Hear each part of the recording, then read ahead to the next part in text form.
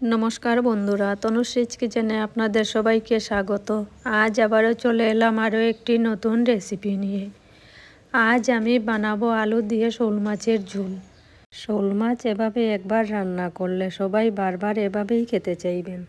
তাহলে বন্ধুরা ভিডিওটি স্কিপ না করে দেখতে থাকুন, আর ভিডিওটি ভালো লাগলে একটি লাইক দিয়ে চ্যানেলটি সাবস্ক্রাইব করবেন।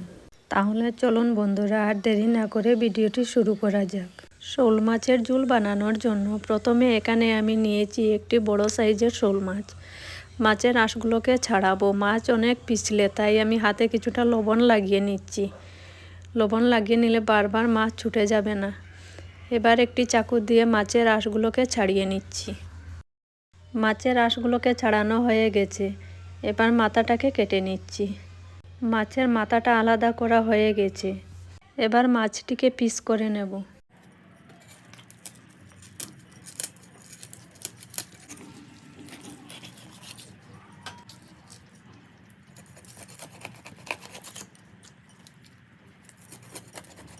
মাছটি কাটা হয়ে গেছে। এবার মাছের পিসগুলোকে ভালোভাবে ধুয়ে পরিষ্কার করে নেব। মাছের পিসগুলোকে ভালোভাবে ধুয়ে পরিষ্কার করে নিয়েছি। আমি এখান থেকে রান্না করার জন্য 4 পিস মাছ নিয়েছি। এবার এর মধ্যে দিয়ে দিচ্ছি অল্প লবণ, অল্প হলুদ গুঁড়ো, আর অল্প লঙ্কার গুঁড়ো, আর 1 চামচ মতো সর্ষের তেল। এবার মাছের পিসগুলোকে ভালোভাবে মেখে নেব। মাছের পিসগুলোকে ভালোভাবে মেখে নিয়েছি। মাখানো মাছগুলোকে সাইডে রেখে এবার পেঁয়াজগুলোকে কেটে নেব।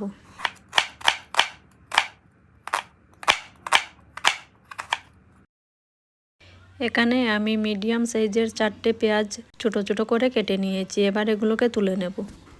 পেঁয়াজগুলো তুলে নেওয়ার পর এখানে আমি নিয়েছি 2টো টমেটো। টমেটোগুলোকে আমি এভাবে লম্বা লম্বা করে কেটে নেব।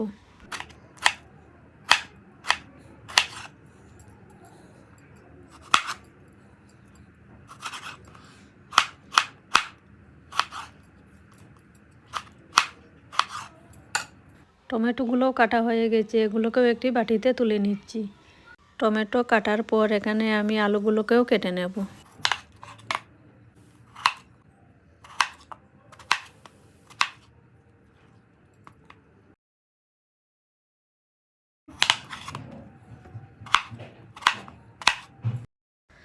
আলুগুলো কাটা হয়ে গেছে। এগুলোকে বাটিতে তুলে নিচ্ছি। এখানে আমি 2টো আলু কেটে নিয়েছি। এবার এদিকে একটি কড়াই বসিয়ে দিয়েছি। এবার এর মধ্যে দিয়ে দিচ্ছি সর্ষের তেল। সর্ষের তেল দেওয়ার পর তেলটাকে ভালোভাবে গরম করে নিয়েছি। এবার এর মধ্যে দিয়ে দিচ্ছি এক এক করে মশলা মাখানো মাছের পিসগুলো। এবার মাছের পিসগুলোকে উল্টে পাল্টে ভাজবো। মাছের পিসগুলোকে আমি 2-3 বার উল্টে পাল্টে লাল লাল করে ভেজে নিয়েছি। এবার এগুলোকে নামিয়ে নেব।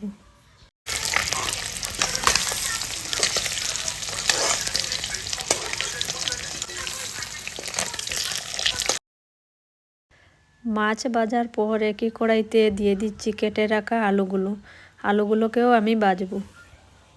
আলু দেওয়ার পর এর মধ্যে দিয়ে দিচ্ছি অল্প লবণ। এবার অল্প নাড়াচাড়া করে একটি ঢাকা লাগিয়ে গ্যাসের আঁচ কমিয়ে 5 মিনিট মতো রেখে দেব। 5 মিনিট পর ঢাকাটা সরিয়ে আবারও অল্প নাড়াচাড়া করে নামিয়ে নেব। আলুগুলোকে আর বেশি লাল করব না, এভাবেই নামিয়ে নেব।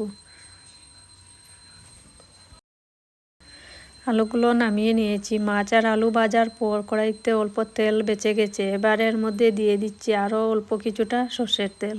সর্ষের তেল দেওয়ার পর এর মধ্যে দিয়ে দিচ্ছি 2টো তেজপাতা, আর দিয়ে দিচ্ছি থেতো করে রাখা 5-6 কোয়া রসুন। রসুন দেওয়ার পর এর মধ্যে দিয়ে দিচ্ছি কেটে রাখা পেঁয়াজ। পেঁয়াজগুলো দেওয়ার পর কিছুক্ষণ নাড়াচাড়া করে ব্রাউন করে ভাজবো। পেঁয়াজগুলো ব্রাউন করে ভাজা হয়ে গেছে। এবার এর মধ্যে দিয়ে দিচ্ছি কেটে রাখা টমেটো দেওয়ার পর আবারও কিছুক্ষণ নাড়াচাড়া করব। কিছুক্ষণ নাড়াচাড়া করার পর এর মধ্যে দিয়ে দিচ্ছি স্বাদমতো লবণ। লবণটা আমি আগেই দিয়ে দিচ্ছি, তাহলে পেঁয়াজ আর টমেটোগুলো খুব সুন্দর সেদ্ধ হয়ে যাবে। পেঁয়াজ আর টমেটোগুলো নরম হয়ে গেছে। এবার এর মধ্যে দিয়ে দিচ্ছি 1/2 চামচ হলুদ গুঁড়ো, 1/2 চামচ ঝাল লঙ্কার গুঁড়ো, আর দিয়ে দিচ্ছি 1 চামচ জিরে গুঁড়ো। আর 1 চামচ ধনে গুঁড়ো। এবার এগুলোকে একসাথে মিশিয়ে নেব। মশলাগুলো 1 মিনিট মিশিয়ে নেওয়ার পর এর মধ্যে দিয়ে দিচ্ছি আদা আর কাঁচা লঙ্কা বাটা। এখানে আমি 1 ইঞ্চি মতো আদা আর 4টে কাঁচা লঙ্কা বেটে নিয়েছিলাম। ঝাল আপনারা আপনাদের পছন্দ মতোই দেবেন। এবার এর মধ্যে দিয়ে দিচ্ছি অল্প জল। অল্প জল দেওয়ার পর কিছুক্ষণ নাড়াচাড়া করে দিয়ে দিচ্ছি 1/2 চামচ মতো কাশ্মীরি লঙ্কার গুঁড়ো। কাশ্মীরি লঙ্কার গুঁড়ো দেওয়ার পর আবারও কিছুক্ষণ মশলাটাকে ভালোভাবে কষিয়ে নেব। মশলাটা ভালোভাবে কষিয়ে নিয়েছি। আবারও কিছুটা জল দিয়ে মশলাটাকে কষাবো যাতে পেঁয়াজগুলো পুরো গলে যায়। আরও 2-3 মিনিট মতো মশলাটাকে ভালোভাবে কষিয়ে নিয়েছি। এবার এর মধ্যে দিয়ে দিচ্ছি 4টে কাঁচা লঙ্কা। কাঁচা লঙ্কা দেওয়ার পর অল্প নাড়াচাড়া করে এর মধ্যে দিয়ে দিচ্ছি ভেজে রাখা আলু। আলু দেওয়ার পর আলুগুলোকে মশলার সাথে মিশিয়ে নেব। আলুগুলো মশলার সাথে মিশিয়ে নিয়েছি। এবার এর মধ্যে দিয়ে দিচ্ছি ঝোলের জন্য জল। জল দেওয়ার পর অল্প নাড়াচাড়া করে ঝোলটাকে ফুটিয়ে নেব।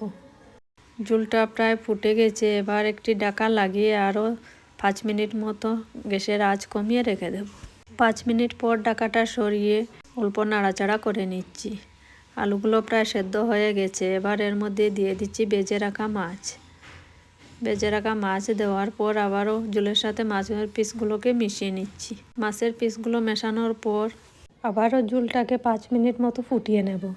5-6 মিনিট মতো ফুটানো হয়ে গেছে। এবার এর মধ্যে দিয়ে দিচ্ছি 1/2 চামচ মতো গরম মশলার গুঁড়ো। গরম মশলার গুঁড়ো দেওয়ার পর আবারও মিশিয়ে নেব।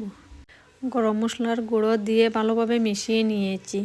1-2 মিনিট মতো ফুটিয়ে নিয়েছি। দেখতেই পাচ্ছেন বন্ধুরা আলু দিয়ে শোল মাছের ঝোল কতটা সুন্দর হয়েছে। এবার অন্য একটি পাত্রে নামিয়ে নেব। তাহলে বন্ধুরা এভাবে শোল মাছ একবার করে রান্না করে খেয়ে দেখবেন। গরম গরম ভাতের সাথে খুবই ভালো লাগে। আর আমার আজকের এই রেসিপিটি আপনাদের কেমন লেগেছে তা অবশ্যই কমেন্ট করে জানাবেন আর ভিডিওটি শেয়ার করে দেবেন। তাহলে বন্ধুরা আজকের মতো ভিডিওটি এখানেই শেষ করছি। আবারও দেখা হচ্ছে আরও একটি নতুন ভিডিওতে নতুন রেসিপির সাথে।